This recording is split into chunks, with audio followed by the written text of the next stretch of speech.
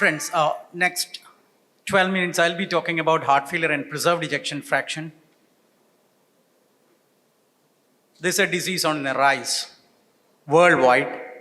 If you look into the data, the Indian data, it's 50% of total heart failure and heart failure patients. It's only 20 to 30%.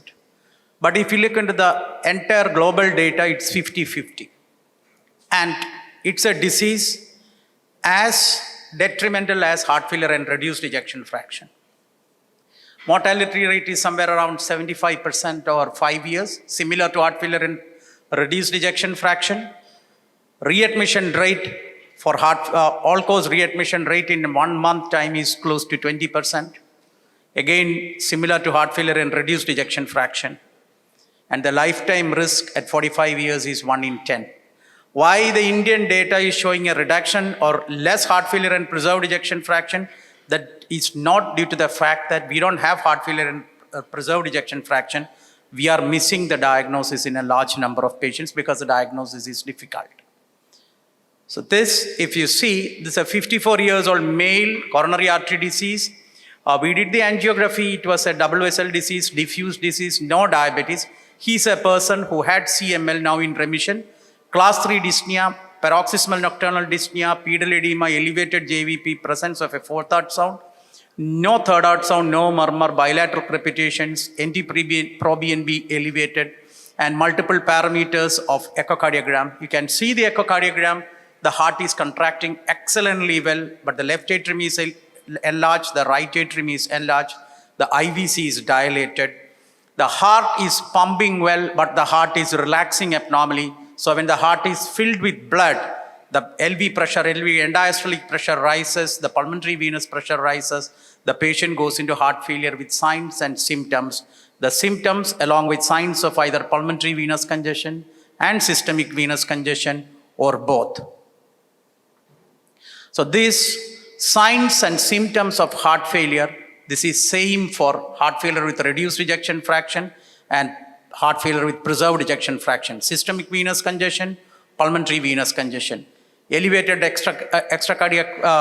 extracellular fluid volume, elevated intracardiac filling pressure, pulmonary and systemic venous congestion, and the symptoms, dyspnea, edema, PND, and orthopnea. The difference you can see in reduced ejection fraction, the ejection fraction number is less than 50%, and the heart is not contracting.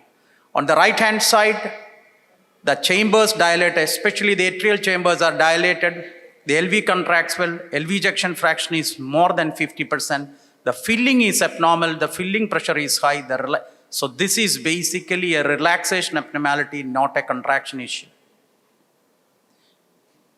And what's happening is, when the LV relaxation is poor, the LV compliance is decreased, the LV longitudinal function comes down, and the pulmonary vascular pressure rises with exercise in the initial part. Then the LA compliance comes down, the LA gets dilated. Just like left ventricle, the LA also remodels. They develop atrial mitral regurgitation, atrial fibrillation. Then the pulmonary venous pressure increases, pulmonary artery pressure increases. RV is affected, RV contractility decreases, RA enlarges, RV enlarges, tricuspid regurgitation, and severe pulmonary hypertension, atrial fibrillation, lung vascular disease, the cardiac output reserve decreases, ventricular interdependence increases, patient goes into florid heart failure. But when you compare with heart failure and reduced ejection fraction, here there is a conglomeration of large number of risk factors, associated conditions or comorbidities.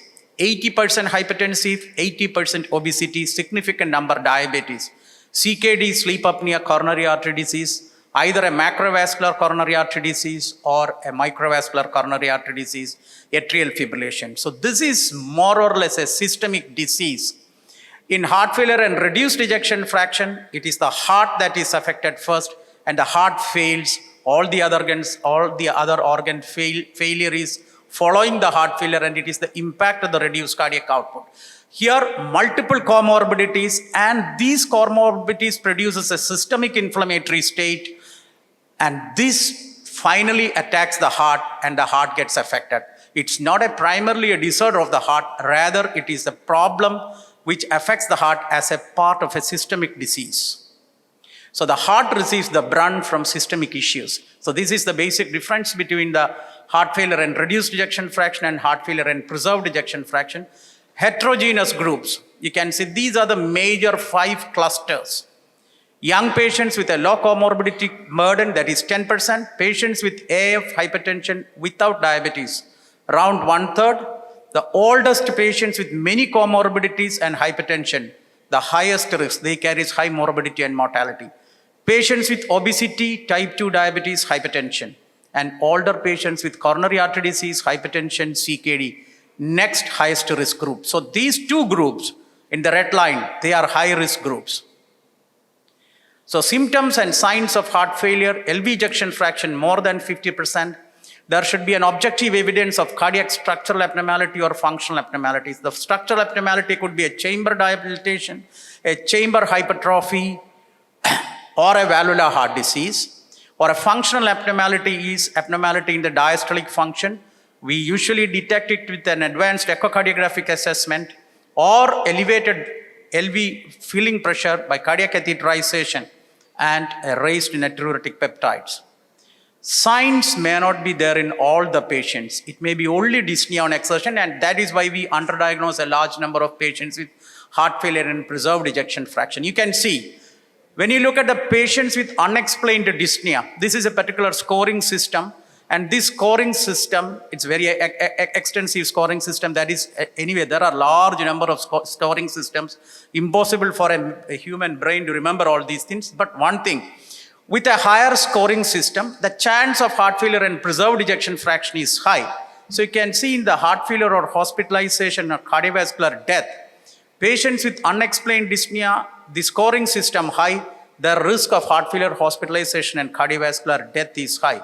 So significant number of patients are undiagnosed, and this is where we face a problem. And patients with unexplained dyspnea, keep in mind the possibility of heart failure and preserved ejection fraction.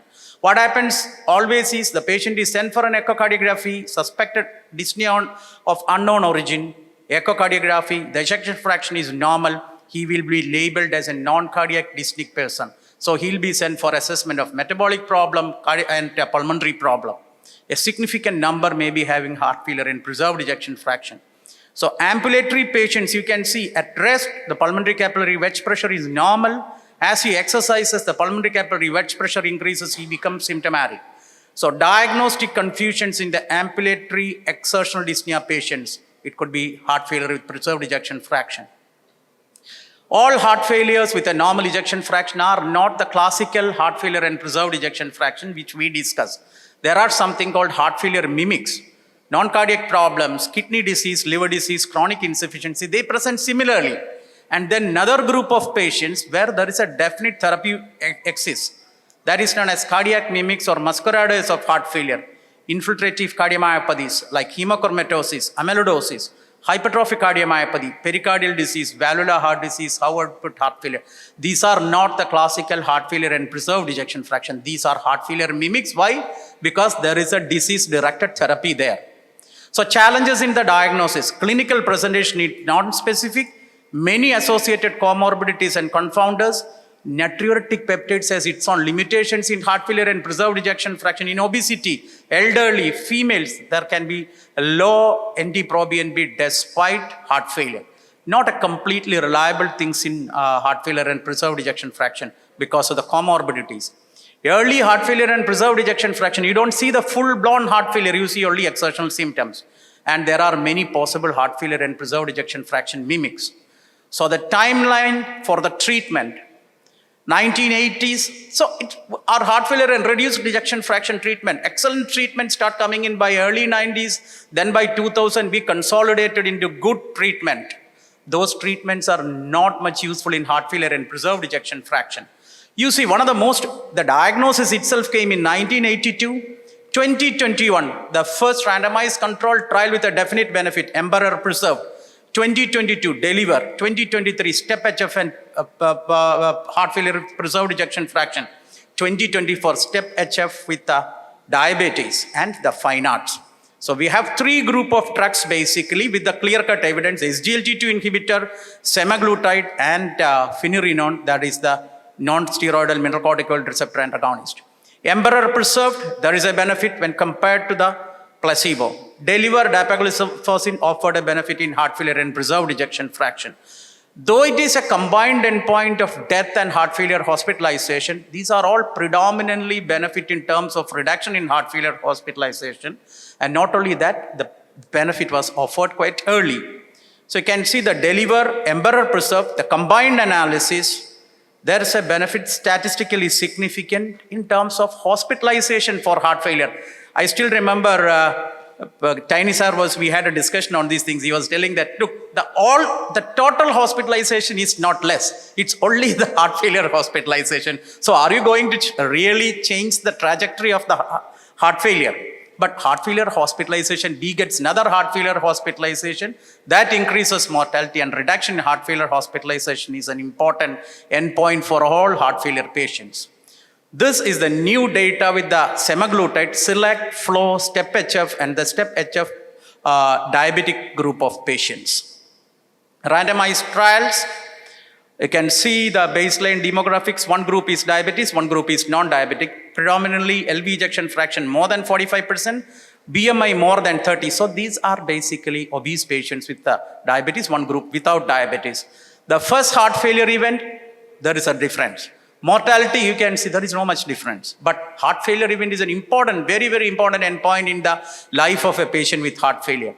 Significant weight loss close to 9 kilogram, significant improvement in symptoms and functional status. So, semaglutide improves heart failure related symptoms and physical function and results in greater weight loss compared with placebo, and these observations can be extended to obese heart failure and preserved ejection fraction patients with type 2 diabetes. Paragon HF, extremely good drug in heart failure and reduced ejection fraction, that is ARNI, but of borderline benefit in heart failure and preserved ejection fraction. But those patients who had a recent heart failure hospitalization, there was a benefit. So it narrowly missed the best because of the statistical thing. Benefit when initiated close to an episode of heart failure hospitalization. Paraglide also, the same group of patients who had a recent heart failure hospitalization, significant reduction in the NT-proBNP. So Paraglide HF, ARNI may benefit in a selective group of patients, not all comers. The benefit is not as what we have seen for this drug in heart failure and reduced ejection fraction. Finerenone, reduction in the cardiovascular endpoint, again benefit in terms of heart failure hospitalization. Jabir, you may have to fashion up. Yes, sir. So treat the associated conditions well. Hypertension, iron deficiency, diabetes, coronary artery disease, atrial fibrillation, obesity, CKD, lung disease, and obstructive sleep apnea. So these are the three pillars of therapy right now: SGLT2 inhibitors, non-steroidal mineralocorticoid receptor antagonists, semaglutide, or tirzepatide. So these drugs, and then if the patient remains symptomatic, you use a diuretic, you can use mineralocorticoid receptor antagonist, non-steroidal, if not non-steroidal, steroidal. For women with ejection fraction 55 to 60%, ARNI. For ARNI eligible patients who cannot take it, ARB. So my message is, heart failure with preserved ejection fraction is a disease on a rise. It's a multi-system disorder. And we are likely to miss the diagnosis many a times. Think of this disease in unexplained dyspnea with a normal ejection fraction. May need an advanced echo, invasive hemodynamic studies to diagnose in certain number of patients, and the event rate is similar to heart failure and reduced ejection fraction. Current mainstay of therapy is SGLT2 inhibitors, non-steroidal mineralocorticoid receptor antagonists, ARNI, and GLP-1 receptor antagonists or tirzepatide are upcoming therapies. Thank you. Thank you, Jabir. We have been all taught that heart failure is a clinical diagnosis, but come HFF, we need investigations. And as you said, SGLT2 is only the class 1 drug apart from the decongestion, but many drugs are in the pipeline and we all look forward to that. I'm sure there will be a lot of questions he's going to discuss with you over the lunchtime.